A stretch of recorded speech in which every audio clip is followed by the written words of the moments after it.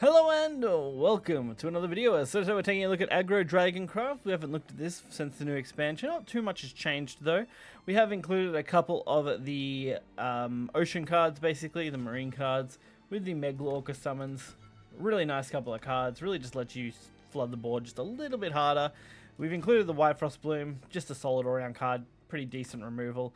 Kind of fills the same kind of role as Apollo here, which is nice, so it's quite solid. And then Grimnir. Just a pretty generic neutral choice, it's always good, and Odin, again, also a really good neutral choice for an aggro deck, since it does let you just go as hard as you can with Forte, basically. So, overall, I've found this deck to be reasonably solid. I'm not running the new Amulet in this, although you definitely could. You could basically mess with anything in this bottom section here pretty easily, and include that new Amulet and try and mess around with that, and you could have a lot of fun with it, but this variant in particular running doesn't take advantage of that yet. Overall, you're really just closing out games using Odin and Warrior of the Deep, getting in damage with Forte, and trying to stabilize your early board with as much damage as you kind of can.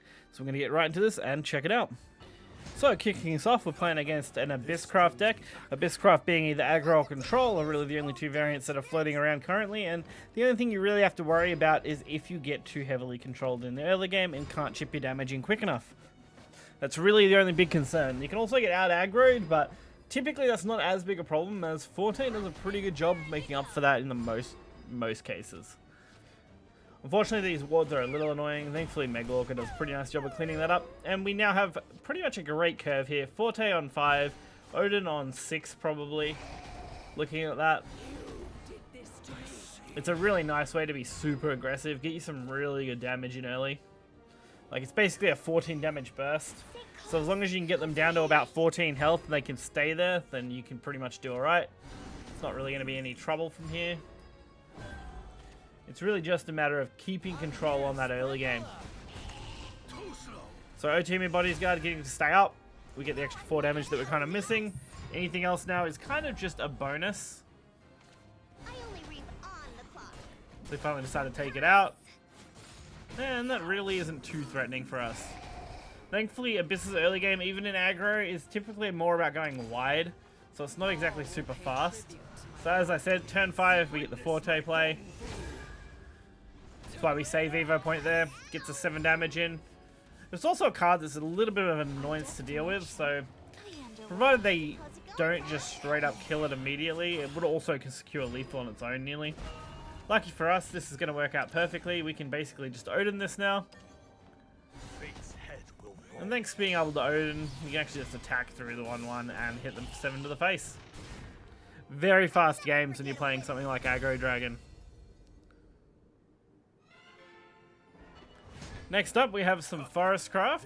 You don't see too many Forestcraft players, but when you do, it's nearly always a Roach deck, since Roach decks are still really the only completely viable deck for consistency's sake for Forest. Definitely feels like a deck that didn't get a lot of good tools with the expansion. Now that we're a couple of weeks in and we're looking at kind of what decks are floating around, at least for laddering, Forest just doesn't feel great. But I'm also, again, just not a big Forest fan. So we kind of just got to play this board out.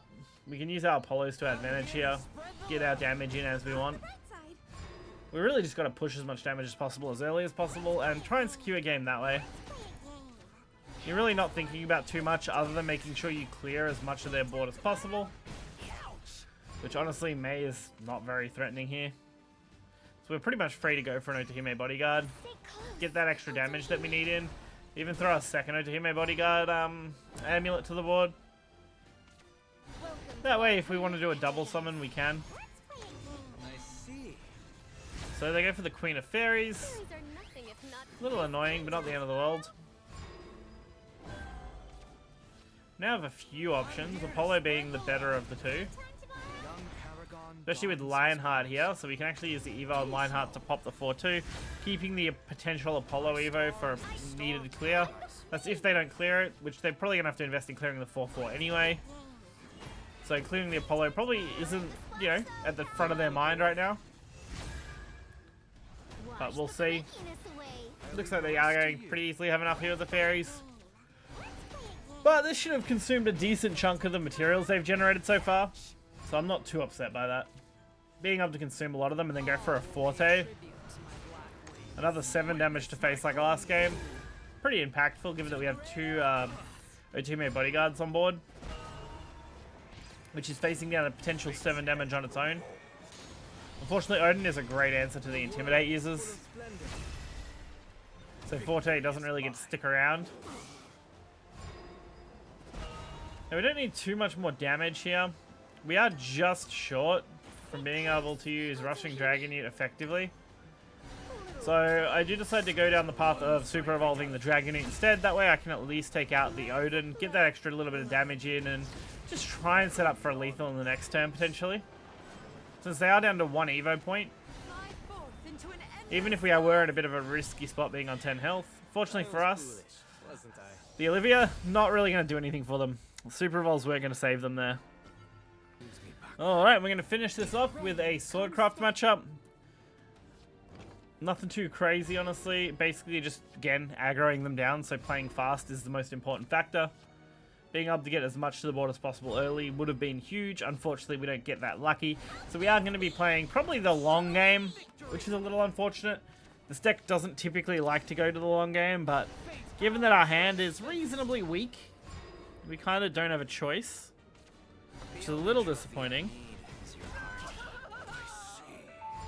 They end up getting a pretty okay board down.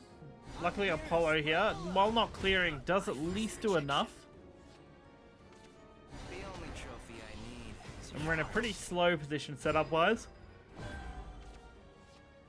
But a second Apollo draw does at least clean up without having to play anything, so I'll take that. Alright, we see a nice Prim play along with a Silent Maid. They even throw an Eva on this, an interesting choice. Luckily, Seasoned Merman going to do a pretty nice cleanup. We can actually take this out pretty easily here. We haven't acquired any damage on face yet though, so we're a little bit behind. We do really want to get that face damage soon. Otherwise, we might be in a little bit of trouble, and that's not really what I want to deal with. But, Forte it is. Leaving throw a Super Evolve, we'll get that extra little bit of damage in, bring him down to just 12 health. Plus, the Grimnir does clean up, so that actually worked out really well. This is why we try and set up Grimnir early against Sword too, because it's a huge advantage if you can get Grimnir to go off. Fortunately, we do see another Odin kind of play from them, so it's a little rough, but luckily we can just counter with our own Odin. We only actually need 6 damage to the face here, but we decided to maximize it for 7. That way, if for some reason they do heal at least 1, we can kind of counter them a little bit, although I think using the Super Evo is a little bit of a weak play, honestly. Because we actually would have been better off if I still had the Super Evo here. So, fortunately enough though, they don't have anything else. We have Warrior of the Deep, and that is closing out the game. I will not falter.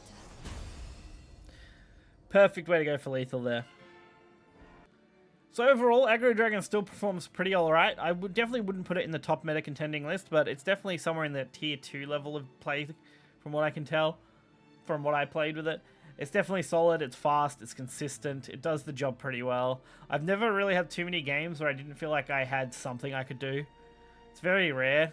There's like maybe the exception where you might come up against a Haven matchup that's quite hard, but that's really the only time where I'm like, wish I had a few more top end cards.